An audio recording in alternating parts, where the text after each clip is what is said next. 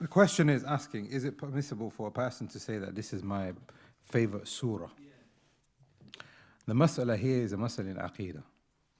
Is the speech of Allah subhanahu wa ta'ala all the same? Or are some speeches of Allah subhanahu wa ta'ala better than others? What do you think?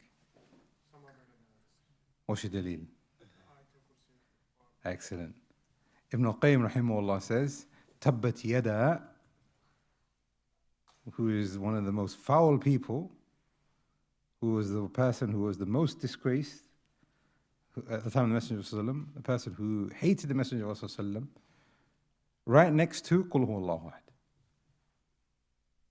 which is Ta'dil Thuluth al-Quran. Therefore, it is permissible for a person to say that this speech is better than that one based on what we know from the Kitab and the Sunnah. That's the first mas'ala. The second mas'ala, can we say that these ayat or this surah affects me more than that one? Then the answer is definitely yes. Some of the companions and the ulama, the salaf, they used to stand reciting one ayah, one surah all night long.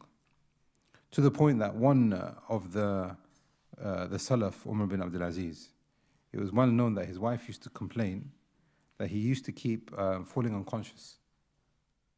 Why? Because when he used to hear certain ayat, he used to become so scared, he used to fall unconscious. Rahimahullah. May Allah make us of that level of iman. Therefore, yeah, it's permissible, inshallah.